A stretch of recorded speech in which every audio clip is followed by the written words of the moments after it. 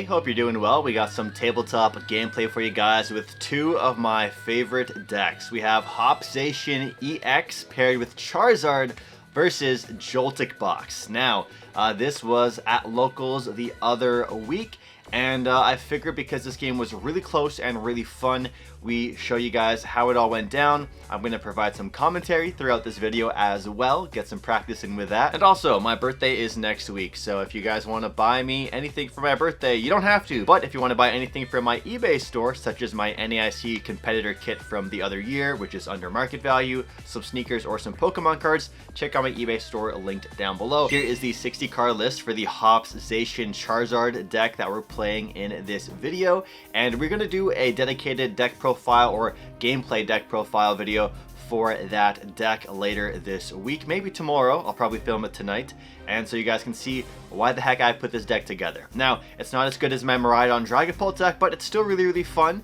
and has a lot of potential. That said, if you guys want more tabletop gameplay videos like this, hit that like button down below. It really helps me out in the algorithm, and we're almost at 60,000 subscribers, so consider subscribing. Here we go, hopping into the game, and I'm also going to put this at a slight fast forward pace as well, so if the hand movement is extra fast, that is why, just so you know the gameplay is quicker to commentate over. Alright, so for this matchup of JOLTIK box versus ZacianZard, both of these decks really want to go second. So JOLTIK box wants to go second to get that iconic jolting charge attack off, of course, and I want to go second with ZacianZard so I can also play a turn 1 supporter and just start swinging with Zacian. Now, one thing I remember in this matchup that my opponent did, which you're not allowed to do, I let it slide because it's not a cover challenge, but you're not allowed to change your Pokemon you put down.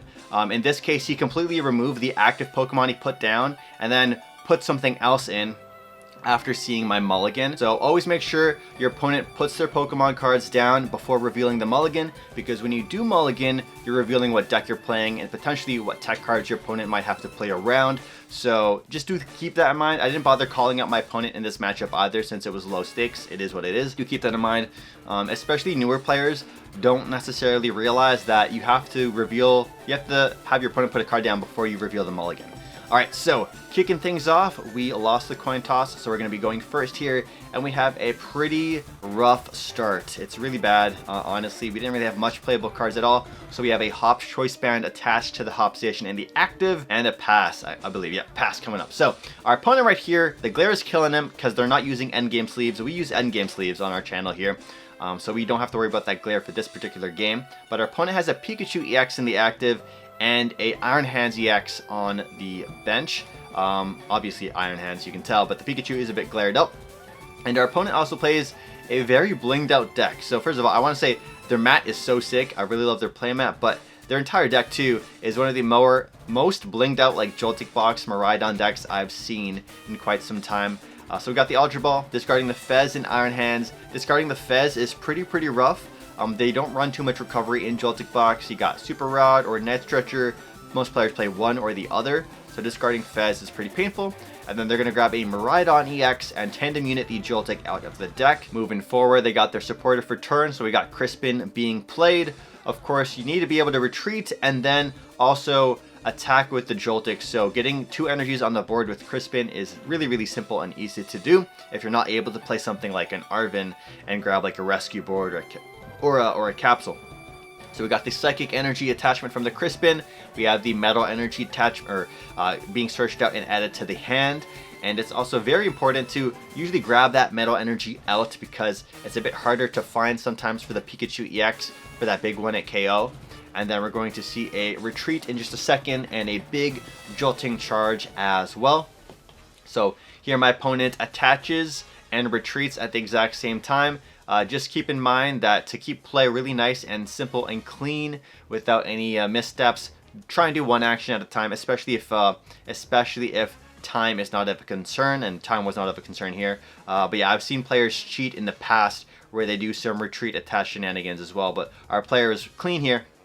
So we have a very simple spread of energies, 2 on the Pikachu, 2 on the Iron Hands. Very simple and safe way to attach energies in JOLTIK box, which means your Iron Hands or Pikachu are going to be able to both be live threats in the next turn. And we know they have the Metal Energy in their hand next turn, so they could easily 1-8 KO our Zacian if they wanted to, or If it comes down to it, if we had smaller Pokemon available, they could go in with the Iron Hands and then go MP very much. So we have a benched Fez and a benched Snorlax for our turn. I don't think we have much to do here other than play a supporter. Yeah, we have to play a supporter now. So let's drop in the Arven. Now in our deck, we only play one tool. It's the Hop Choice Band, which is really great for any Hops deck, of course. But we don't play Devolution. So that's one thing I want to note for this particular list we're playing today.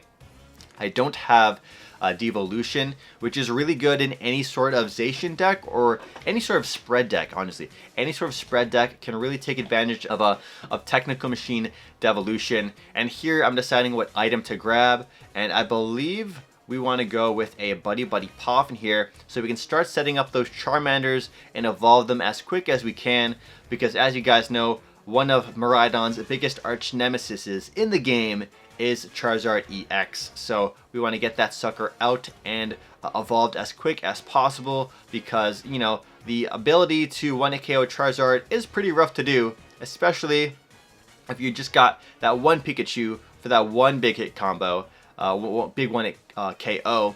But if we're able to set up 2 Charizards, we're in a fantastic spot. So we're going to attach the Choice Band to the Snorlax here. And that just makes our attack need 1 less energy and also do 30 more damage. And the Snorlax also has an ability where it does 30 more damage. All Hops Pokemon do 30 more damage, and it works on itself. So the maximum damage output for Snorlax is 230 if we have the Hop Stadium on the board. Right now, we're only swinging for 200, but Hop Snorlax is a really, really good attacker, especially against big basics. So we're going to take the knockout on the Joltik, take 1 prize card, and we put 30 damage onto the Iron Hands EX, so our Snorlax could potentially take that down later on in the game. We have a simple attachment to the Pikachu EX in the active, and now Tandem Unit is being used by our opponent. So let's see what cards they grab from the deck. So we got a Joltik right here. They're thinking about it. They're thinking about a Joltik. Now the one really nice thing that Zacian, they're going to fail the Tandem Unit search. They realize that, yo, Zacian's scary. Zacian can easily 1-hit KO the Joltik with ease with that 30 bench snipe effect of the attack on Zacian's Insta-Strike. So they chose not to grab the Joltik right there to ensure they don't just give up a free prize later on. And then they're going to attack us with a Topaz Bolt, which will 1-hit KO our full health Zacian and make our opponent take 2 prizes. So in our hand, we already knew we could go for this Rare Candy Charizard play, so we just promoted the Charmander right there, and now it's time to get those Infernal Rain energies onto the board. Now, this is one of the reasons I like the Hop Zacian and Charizard synergy. Okay, hear me out. The Snorlax can get powered up by the Fire Energy, and we have the 2 Fire Energies for the Charizard to attack as well. So now all we need to do in order to attack with Snorlax in an upcoming turn is attach 1 single energy, and we can swing for 2 energies and the Hops Band. So yeah, just really useful to get that bonus energy onto the Snorlax. And we haven't even attached for turn here, so we still have attached for turn. If we wanted to, we could attach the Jet and attack with Snorlax, but instead, let's see what we do here. We got the Pheasant Deputy, flip the script for 3. Are we going to get anything useful? I think I saw the Stadium. Yeah, we have Hop Stadium in the hand, but we're not attacking with Hop's Pokemon right now, so it's better to potentially save the Hop Stadium as a Stadium bump rather than just have it bumped later on and there's nothing we can do about it. So we got the Arven coming in, we got the Prime Catcher, we got the Hop's Choice Band, and now we're going to be able to gust up the Iron Hands EX if we want here. And we're going to go Nest Ball here. What's Nest Ball going to grab?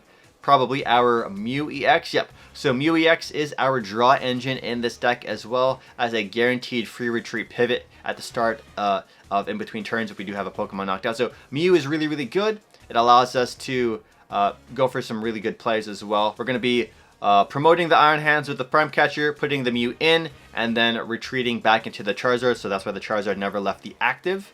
It might have been worth playing a Jet Energy and then just using the Prime Catcher anyways, so we have that guaranteed attacker in Snorlax. But here, we're just going to thin out with Earthen Vessel 1 Fire Energy, and we'll probably be attaching it to the Snorlax, so our Snorlax can be a live, ready-to-go attacker as well.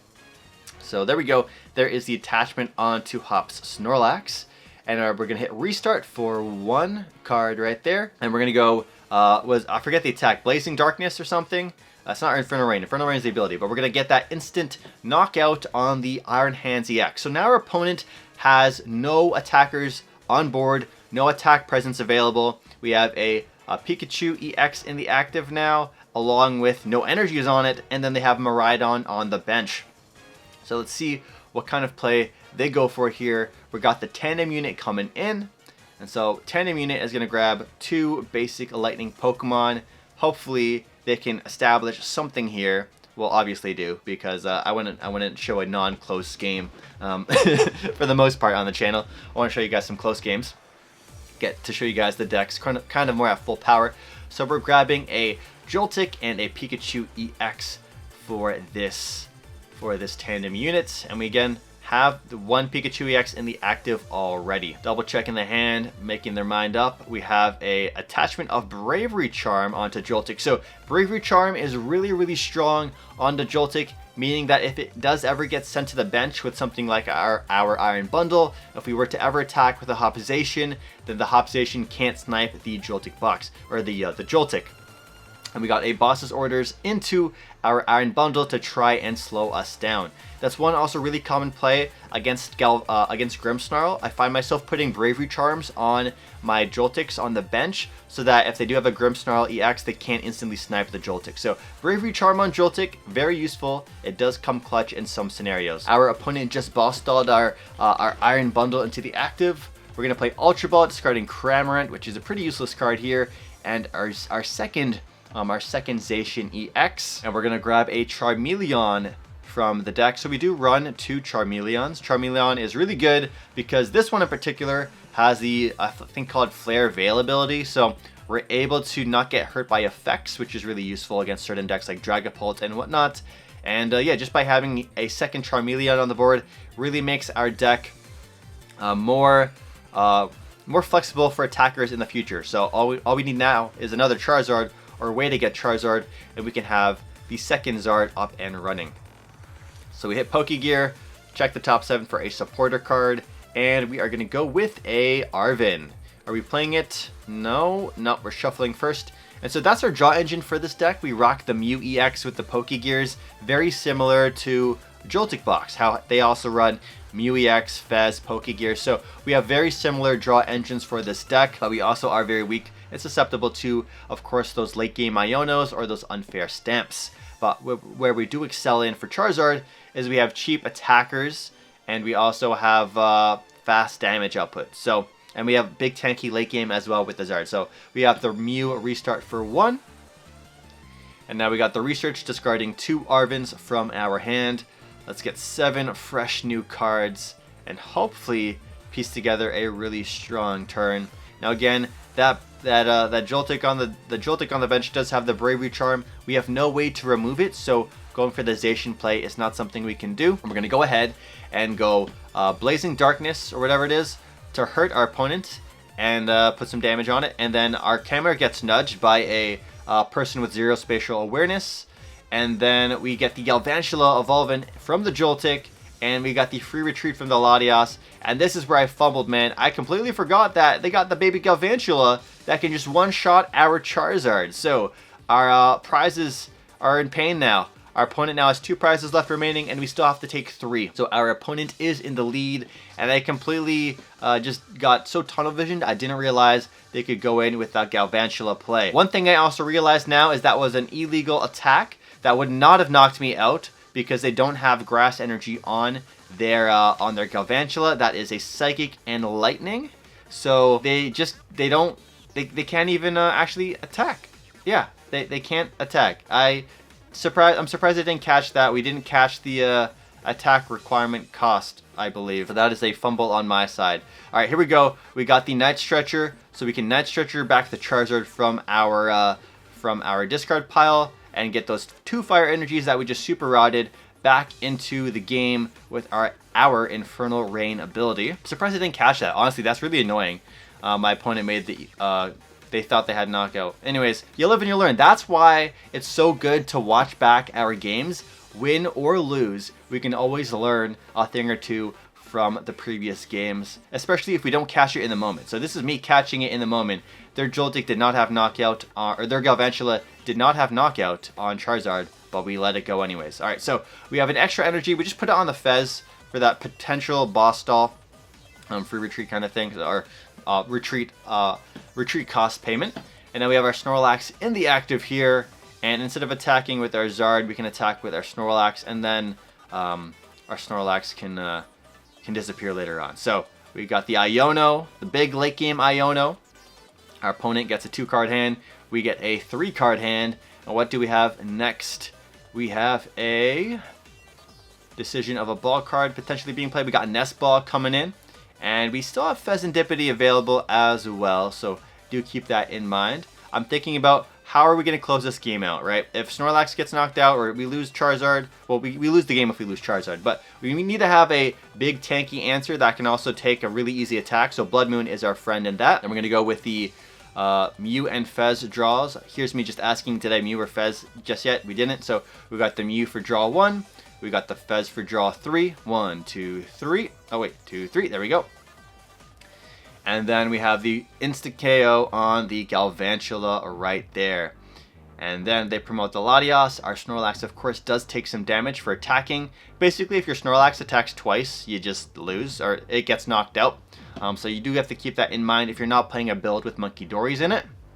And now they got to think. They got the Latias available.